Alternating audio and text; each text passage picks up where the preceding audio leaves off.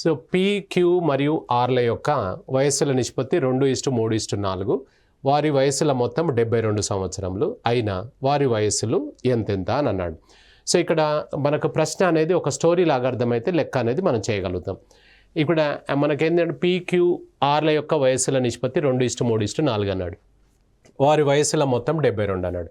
So ఇక్కడ చూడండి 2:3:4ను మనము నార్మల్గా రేషియోను ఓపెన్ చేస్తే ఎప్పుడైనా కూడా 2:3:4 అన్నప్పుడు రేషియోను ఓపెన్ చేస్తే ఇది 2x, ఇది 3x, ఇది 4x అని అలా తీసుకోవాలి. అంతేగాని 2, 3, 4 అని నార్మల్గా తీసుకోకూడదు.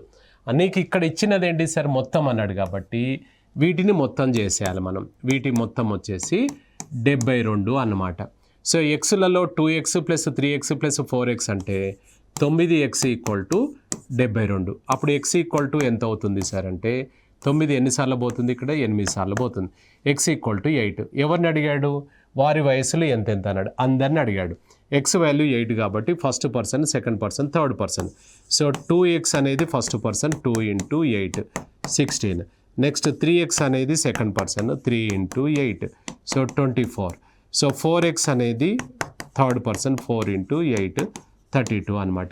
16, 24, 32 అనే ఆన్సర్ ఏదొస్తే అది మనకు ఆన్సర్ అవుతుంది. సో మనం బి ఈజ్ ద ఆన్సర్ అనమాట. B is the answer. ఇక ప్రతిసారి ఇలా చేయకుండా డైరెక్ట్గా చేయొచ్చు మనం. సో ఎలా చేద్దాం సార్ అంటే 2:3:4 అంటే మొత్తం భాగాలు 2 + 3 5 + 4 9 పార్ట్స్ = 72 అనమాట. ఒక్కొక్కరిని అందరినీ కనుక్కోమన్నప్పుడు ముందుగా ఒక భాగం అంటే ఎంతనో కనుక్కుందాం. క్రాస్ మల్టిప్లై చేస్తే 1 × 72/9 ఇది కట్ చేస్తే 8. 1 part = 8 అంటే ఒక భాగానికి 8 అయితే 2 భాగాలకు 16.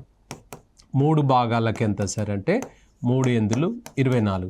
4 భాగాలకు ఎంత అంటే 4 8 32. 16, 24, 32 ఈజ్ ద ఆన్సర్ అనమాట.